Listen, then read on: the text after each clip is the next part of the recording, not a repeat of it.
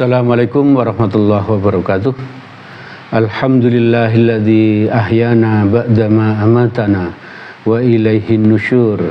Asyhadu an la ilaha illallah wahdahu la syarikalah wa asyhadu anna Muhammadan abduhu wa rasuluh la nabiyya ba'dah. Allahumma shalli ala Muhammad wa ala alihi wa sahbihi wa man tabi'ahum bi ihsanin ila yaumiddin. Jamaah Majelis Taklim yang dirahmati oleh Allah, mari kita senantiasa bersyukur kepada Allah karena Allah telah menolong kita, telah memudahkan bagi kita untuk bisa hadir ke majelis ilmu ini. Lebih-lebih dalam kondisi hujan seperti ini, maka pahala yang kita dapatkan insya Allah lebih banyak. Oleh karena itu mari kita berusaha, kita berdoa kepada Allah agar kita bisa istiqomah ngaji sampai kelak kita dicabut nyawa. Semoga dalam keadaan husnul khotimah. Bahkan kita berdoa agar kita bisa mati syahid ya, mati syahid. Mati syahid itu mati yang tanpa siksa kubur ya. Mati yang tidak pakai dihisab di padang mahsyar, tanpa siksa api neraka, langsung surga. Itu cita-cita tertinggi kita ya. Cita-cita tertinggi kita. Ibu bapak, saudara-saudara yang dirahmati oleh Allah, di dalam sebuah hadis riwayat Tabrani dari Abu Hurairah radhiyallahu an, Rasulullah sallallahu alaihi wasallam bersabda, "Sumu tasihu." Berpuasalah, niscaya kalian akan sehat. Ya. Berpuasalah, niscaya kalian akan sehat. Hadis ini ahli hadis mengatakan, ada yang mengatakan hadis ini lemah ya. Hadis ini lemah. Tapi enggak apa-apa kita pakai karena apa? Karena ini bukan hadis untuk apa? Untuk dasar sebuah ibadah ya. Tapi ini hadis yang bisa memotivasi kita agar apa? Agar kita berpuasa ya. Agar kita berpuasa. Pendek sekali. Puasalah kamu agar kamu sehat. Dan hadis ini tidak bertentangan dengan apa? Dengan kaidah kita beribadah. Orang beribadah kan salah satu tujuannya kan kita sehat jasmani dan rohani. Bunyi hadis tadi kan berpuasalah kamu agar kamu sehat, baik jasmani maupun rohani. Jadi tidak bertentangan. Maka itu kita bisa pakai ya. Dan juga apa? Hadis ini juga tidak ternyata apa tidak bertentangan dengan apa hasil riset atau penelitian para ahli kesehatan. Salah satu contohnya ya, seorang profesor, seorang dokter dari Jepang ya, namanya Yoshinori Ohsumi ya. Yoshinori Ohsumi.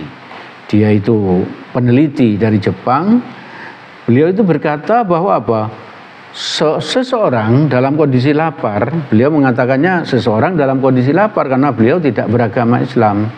Tapi kalau kita beragama Islam, kita katakan aja seseorang yang sedang puasa, gitu. Puasa kan juga lapar gitu ya. Dalam jangka waktu tidak kurang dari 8 jam dan tidak lebih dari 16 jam, maka tubuh akan membentuk protein khusus ya. Jadi kalau kita puasa 8 jam paling sedikit, 16 jam paling banyak, maka di tubuh kita ini akan terbentuk apa? Protein khusus yang disebut autofagisme.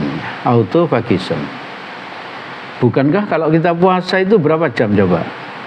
14 jam ya toh? 14 jam kita puasa. Dari jam 4 sampai jam 4 subuh sampai jam 6 malam ya. Kira-kira seperti itu.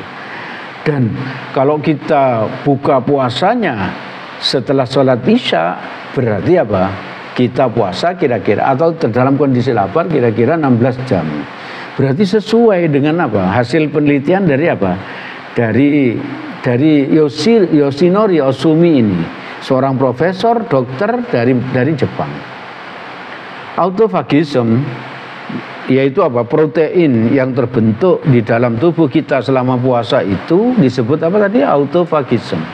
Itu seolah-olah Yoshinori ini mengatakan apa? Seperti sapu raksasa gitu. Sapu raksasa yang bisa menyapu apa? Semua kotoran yang ada di lantai ya.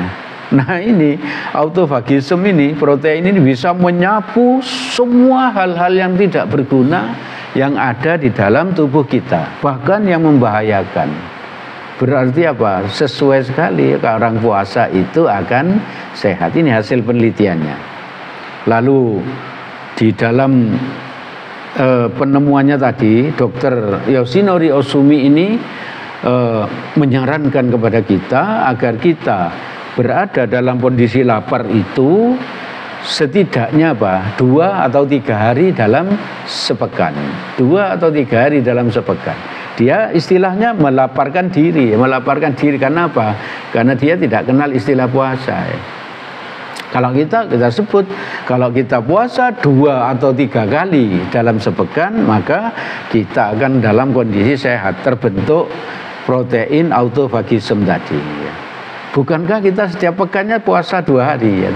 Yaitu apa? Puasa Senin dan Kemis. Puasa Senin dan Kemis. Maka ayo yang biasa puasa Senin Kemis, lalu yang sebentar lagi puasa Ramadan, maka apa?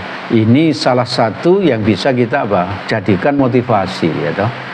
Memang kita puasa itu niatnya untuk mendapatkan ridhonya Allah. Harus itu wajib ya.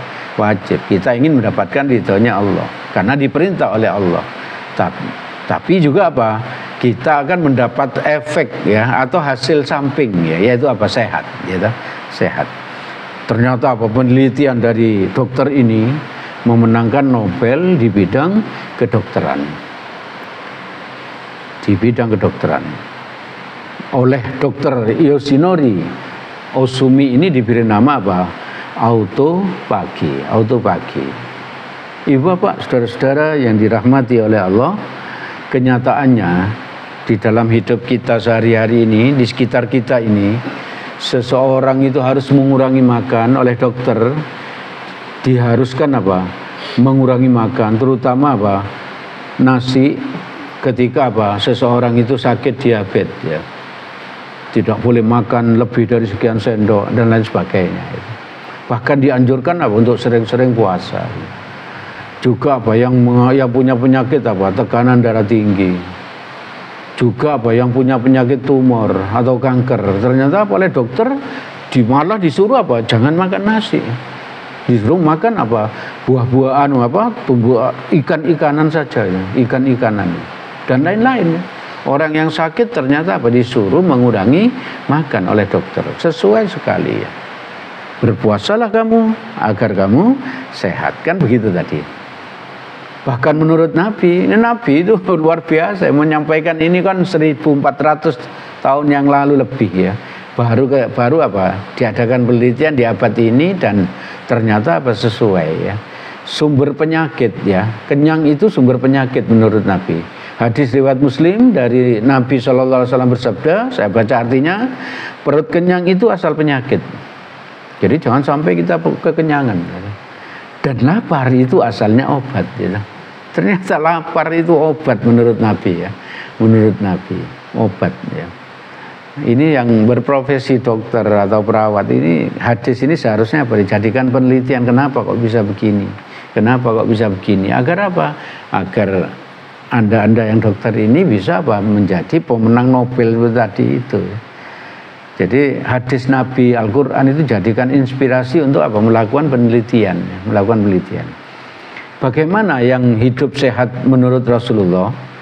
Nah ini satu lagi hadis yang saya sampaikan. Menurut Nabi hidup sehat itu hadis riwayat Ahmad, Tirmizi, Nasai dan Ibnu Majah dari Mikdam bin Ma'di Karib radhiyallahu an. Rasulullah sallallahu alaihi wasallam bersabda, "Ma mala'a adami wa syarram mim badni."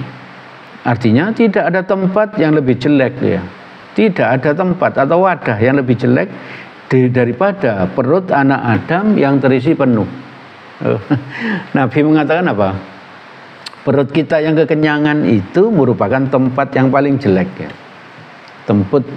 Perut kita yang kekenyangan itu merupakan tempat yang paling jelek. Maka kita jangan berlatih, jangan membiasakan diri kekenyangan ya, kekenyangan. Kenyang dengan makanan dan minuman. Lalu lanjutan hadisnya. Bihasbi ibni adama ukulatun yuki manu sulyatu. Artinya cukup keturunan Adam atau kita ini mengonsumsi yang dapat menegakkan tulangnya. Jadi apa? Kita makan itu sekedar untuk hidup, ya. Sekedar untuk hidup, bukan hidup untuk makan, ya. Makan sekedar untuk hidup. Lanjutan hadisnya, fa in kana la mahalalah. Kalau memang harus diisi, ya ini. Kalau kita harus makan, kata Nabi, maka fasulusun li ta'amihi. Maka sepertiga untuk makan, ya. Perut kita itu loh, sepertiga kita isi untuk makanan. Wa thuluthun li syarabihi. Sepertiga untuk minuman. Wa thuluthun li nafsihi, dan sepertiga untuk nafas, ya. Jadi kita atur agar tidak kekenyangan, ya. Sepertiga untuk makan, kata Nabi, sepertiga untuk minum, dan sepertiga untuk udara, untuk nafas, ya. Jangan sampai kita makan sampai gelegean, sampai nggak bisa bernafas, ya, sehingga tidur itu kesulitan dan lain sebagainya, ya. Jadi ibu bapak saudara-saudara yang dirahmati oleh Allah, mari kita dengan momentum Ramadan ini, nanti setelah kita keluar dari Ramadan, kita puasa dengan baik di bulan Ramadan ini. Setelah kita keluar dari Ramadan, kita puasa 6 hari di bulan Syawal, ya. Lalu setelah itu kita biasakan sholat puasa Senin Kemis, puasa Senin Kemis, dan seterusnya sampai Ramadan tahun depan, ya. Kalau kita dipanjangkan umur oleh Allah. Semoga Allah memudahkannya bagi kita. Amin. Ibu bapak, saudara-saudara yang dirahmati oleh Allah, itu yang bisa kami sampaikan pada kesempatan ini, bahwa puasa itu bisa membuat kita sehat, bisa membuat kita sehat. Segala yang baik dan benar semuanya berasal dari Allah Subhanahu wa taala. Semoga ada manfaatnya bagi kita, semoga Allah menolong kita agar kita bisa mengamalkannya, agar kita bisa berpuasa dengan sebaik-baiknya, agar kita bisa berpuasa dengan sebaik-baiknya. Amin amin ya rabbal alamin. Apabila ada salahnya, saya mohon maaf sebesar-besarnya. Mari kita tutup majelis ini dengan doa kafaratul majelis. Subhanakallahumma wa bihamdik, asyhadu an la ilaha illa anta, astaghfiruka wa atubu ilaik. Assalamualaikum warahmatullahi wabarakatuh.